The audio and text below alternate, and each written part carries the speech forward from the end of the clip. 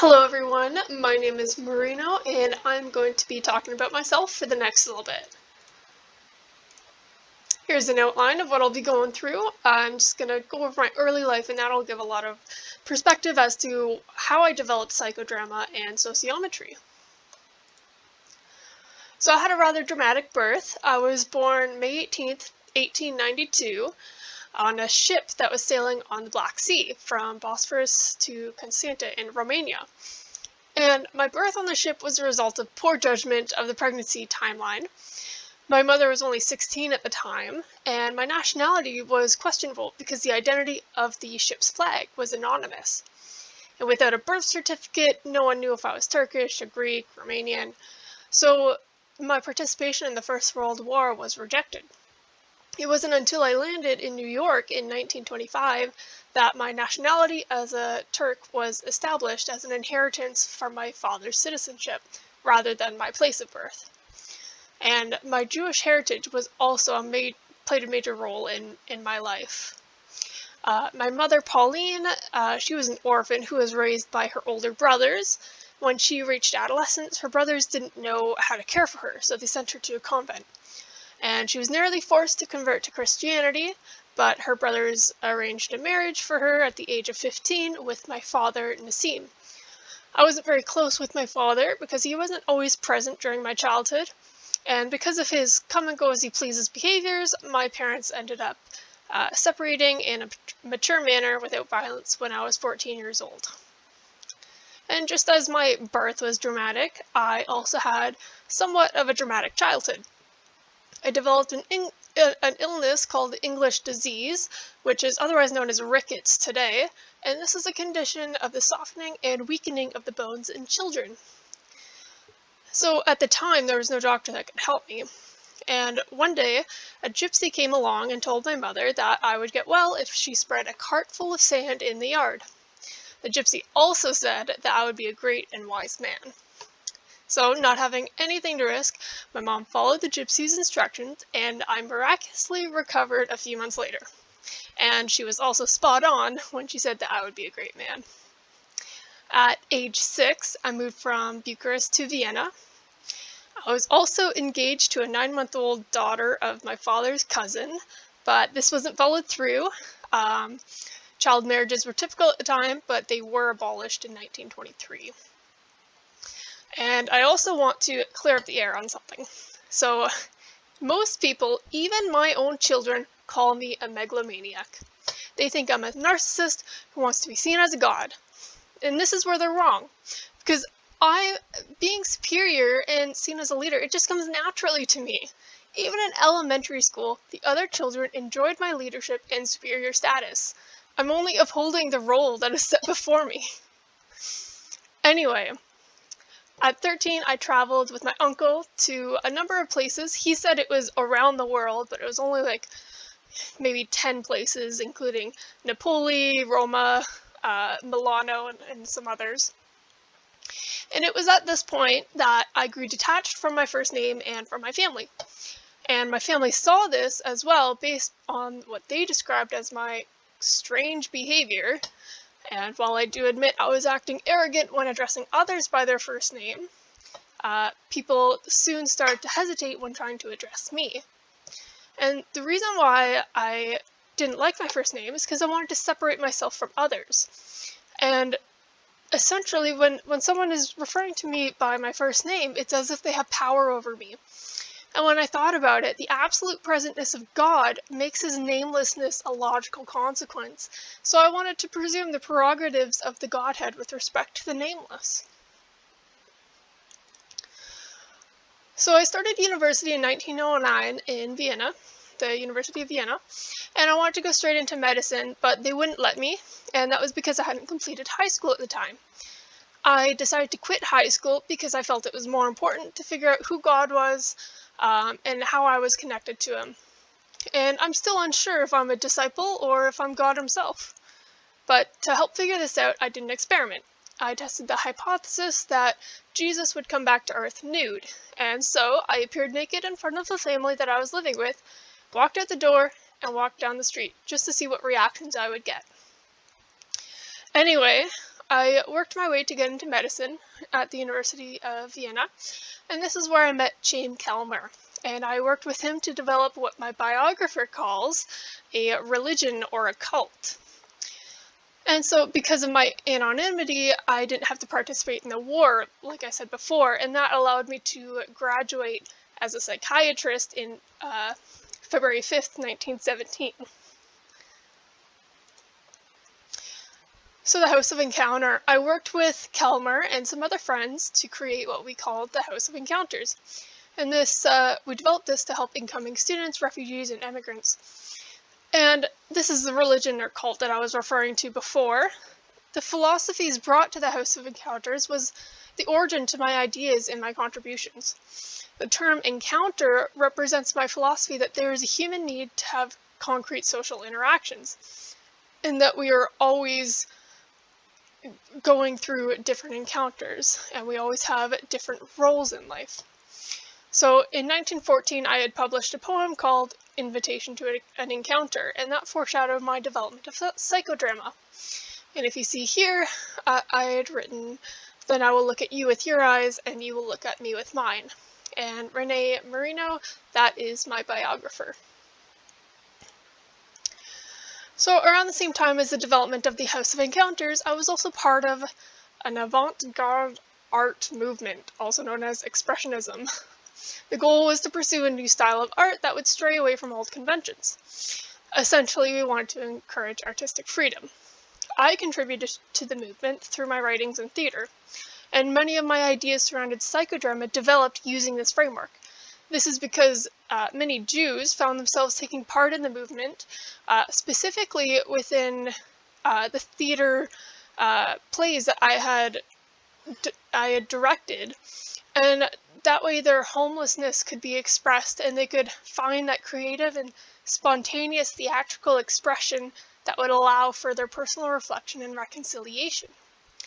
And I've attached here, this is an example of one of the art pieces during the Expressionism time that, it's clearly straying from the conventions. It doesn't really look like anything, but apparently it's art. Sigmund Freud. Well, I have some words to say about him. I reported that my encounter with Sigmund Freud occurred in 1912, but my biographer doesn't believe me, and he says it occurred in 1914. I don't think historical timelines are relevant. Why focus on historical accuracy when what really matters is the poetic and psychodramatic truth? Anyway, I attended one of Freud's lectures. After he had finished his analysis of a telepathic dream, he had the audacity to call me out in front of everyone. And my response to him was as follows. "Well, Dr. Freud, I start where you leave off. You meet people in the artificial setting of your office. I meet them on the street and in their homes, in their natural surroundings. You analyze their dreams. I give them the courage to dream again. You analyze and tear them apart. I let them act out their conflicting roles and help them put the parts back together. I teach people how to play God." Needless to say, neither one of us are fond of the other. Later I met Alfred Adler, and we got along well simply because of our shared dislike and competition with Freud. I had what I believed was my first encounter with psychodrama. At the age of 4, actually, some friends and I were playing together, and we decided to play a God and his angels. It was my idea, so I said I could be God, and the others would be angels flying around using their arms. We created the world by gathering chairs and building them upwards, and a couple of the kids would hold them up so I, God, could sit at the top. Then one of the children asked why I, who was playing God, is not flying around like the angels were. And so I tried it. I tried to fly around and put my arms out, and what happened was the kids who were holding the chairs up, they flew away, and I ended up falling and breaking my arm. And so my recollection of this memory was the inspiration for the vertical dimensions of psychodrama. Level 1 is the level of conception. The second level is of growth. The third level is completion and action. And the fourth level, which would be the balcony level, that would be for superegos and heroes. And so my memory of playing God taught me that even the highest being is dependent on others, and I called the others auxiliary egos. I had also learned that other people wanted to play God, but of course, I was the one who got to play God. Sometime between 1909 and 1917, I wrote a short essay called The Godhead as Comedian. I wrote this after an encounter with an actor, and people have come up with different versions of the story, but this is what actually happened. A friend and I had entered a theater to watch a play called Thus Spake Zarathustra. I stopped the actor who was going to play Zarathustra and said, "Only Zarathustra can play Zarathustra. Every actor should play himself, not a role." And the actor was so offended that the police were called, and my friend and I had to go to court and promise that we would never interfere with anyone's play again. And the moral of the story is that people need to abandon their artificial masks and present their true selves.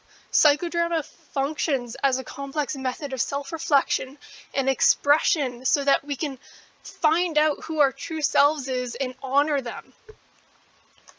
And you know, Socrates once approached an actor that was playing him, and he challenged that. Why are you playing me? And so this is why I like him. And I adapted his method of teaching and transferred it into a practice of role reversal and reflection. When I moved to New York in 1925, I began to develop the practice of psychodrama, and I had branched off from Freud's work on interpersonal relationships. So Freud said that current relationships are based on early ones, which, yes, I agree with. Most psychologists do agree with that. However, he continued to look at what he claimed lies in the unconscious, the drives, motives, all of that. And it was absurd. What is it solving? It doesn't solve any conflicts that may be occurring within a current relationship, or what is happening in the here and now, or what happened in the past and how I want to resolve that conflict. So, I argue that we take on an innumerable number of roles during our lifetime. Some are positive and some are, not so much. And it's through the analysis and reflection of these roles that interpersonal relationships can be fostered into a positive relationship. And so we can solve the conflicts that might occur between them. So some say that psychodrama was created based on my desire to play God, but for me, my thoughts on psychodrama as a form of therapy were based on how we can study people and how they behave when they're placed in improvised situations. And my ideas were not always accepted, and I admit I created a lot of conflict between psychoanalysts and the American Psychiatric Association. As a result, my impromptu theater that took place in the Guild Theater in 1931 was unsuccessful. I was, however, still able to express my thoughts and ideas through my own magazine, called the Impromptu Magazine. And it wasn't until 1936 that others acknowledged my method of therapy, and I used role reversal and other psychodrama techniques to enter a young man's delusion system. And using auxiliary egos to take on the roles in his hallucinatory world, I was able to treat the symptoms of schizophrenia.